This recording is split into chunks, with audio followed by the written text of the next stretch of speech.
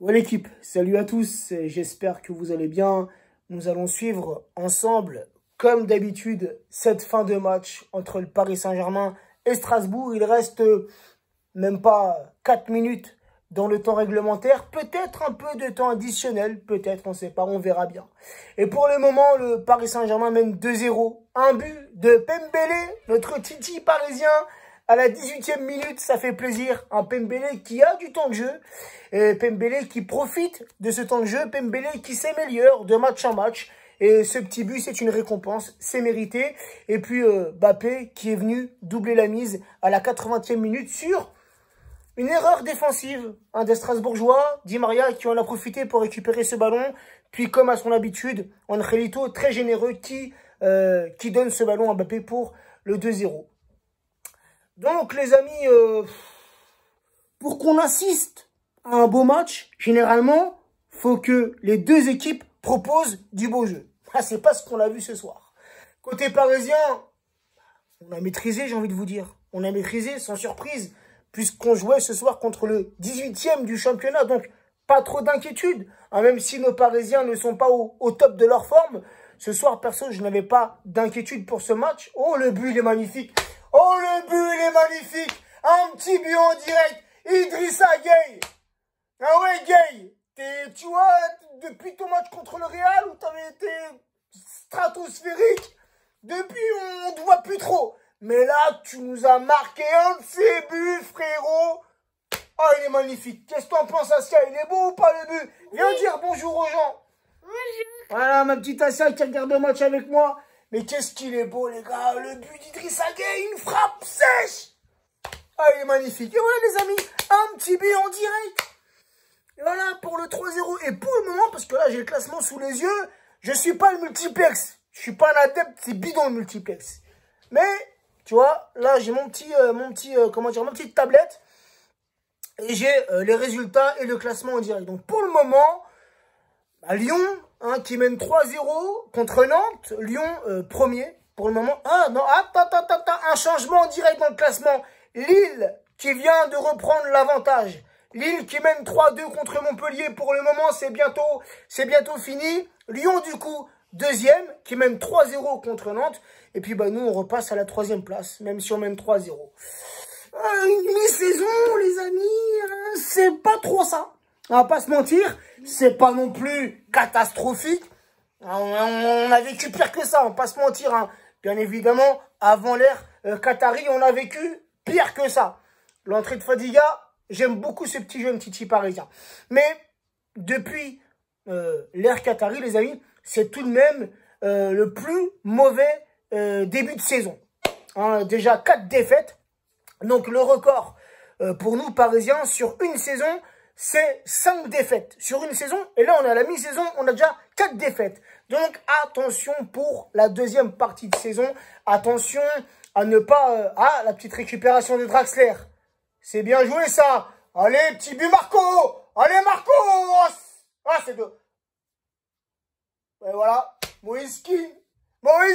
Et pour ceux qui me suivent sur Snap et sur Instagram, allez voir, je vous l'ai dit, quand Moïse Kean, il a remplacé Mbappé, je vous l'ai dit, pourquoi pas un petit but de Moïse Kean en direct dans mon débrief, c'est chose faite. Moïse Kean, les gars, moi sincèrement, de match en match, il me fait kiffer.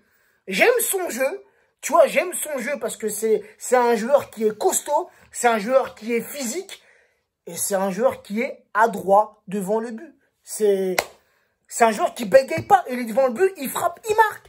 Même si parfois, bien évidemment, ça lui arrive de rater. Hein. Mais là, franchement, c'est un début de saison pour Moïse Kean. C'est un début de saison magnifique. Et pour moi, il mérite sa place de titulaire. Icardi, frérot, on l'a perdu. Icardi, on l'a acheté. On l'a perdu, frère. Là, pour le moment, c'est manger une carotte avec Icardi, tu vois. Mais bon, Icardi, hein, c'est pas le seul joueur blessé. L'infirmerie parisienne déborde. On a au moins 10 joueurs ce soir on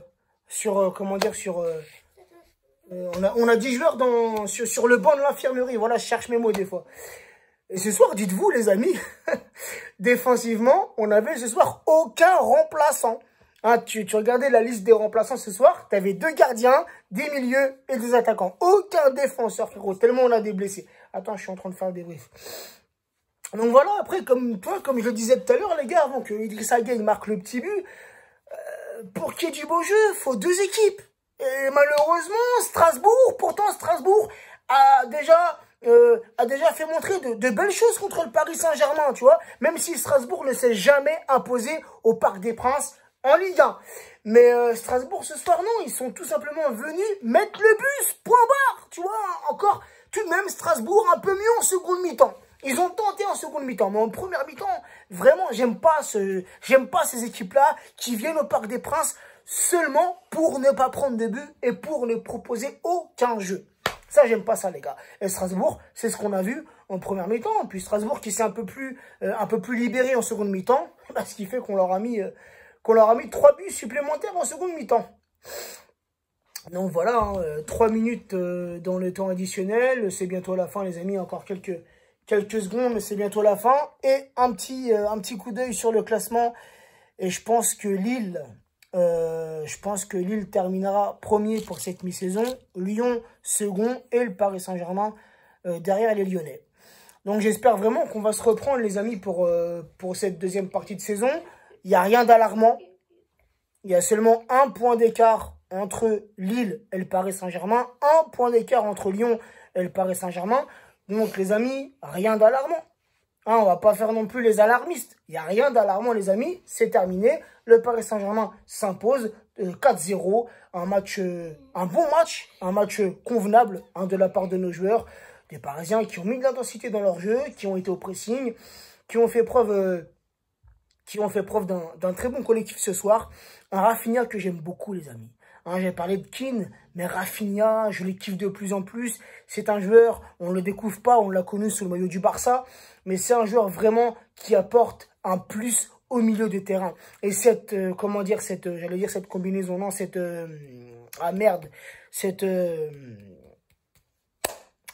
association, voilà, Rafinha, Verratti, c'est parfait. Voilà, un petit Paredes en sentinelle, tu vois, dans un milieu à 3, et ça serait le top du top pour moi, tu vois. Mais vraiment, Rafinha, Verratti, c'est à peu près le même jeu. C'est des joueurs qui arrivent à conserver le ballon. Ce sont des joueurs techniques et des joueurs dotés d'une bonne vista.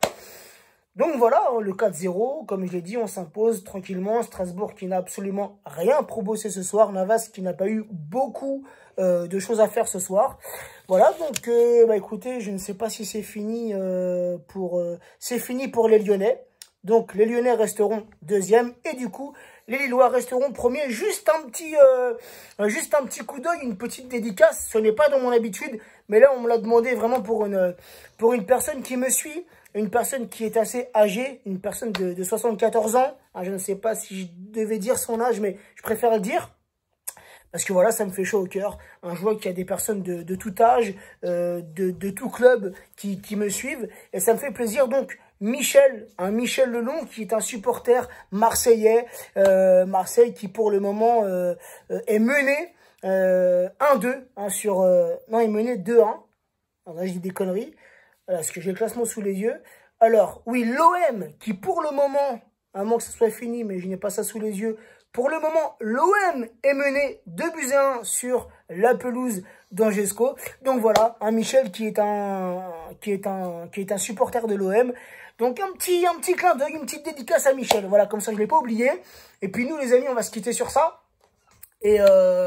Et voilà, une petite chose sur Serge Aurier. Je ne sais pas si vous l'avez vu, la petite interview de Serge Aurier sur Canal+, à la mi-temps. Et Serge Aurier, qui ne serait pas contre, qui ne dirait pas non à un futur retour, au Paris Saint-Germain. Les amis, qu'en pensez-vous? Moi, Serge Aurier, c'est un joueur que j'aime beaucoup, un joueur que je respecte beaucoup. Et moi, Serge Aurier, personnellement, même s'il y a eu cette histoire, cette affaire avec Laurent Blanc, rappelez-vous, moi, Serge Aurier, c'est un joueur que j'accueille les bras ouverts, les amis. C'est un joueur, physiquement, il est fort. Défensivement, il est fort. Dans les duels, il est fort. Et quand Serge Aurier était chez nous, à ses postes de latéral droit, moi, personnellement, il m'apportait une sécurité défensive.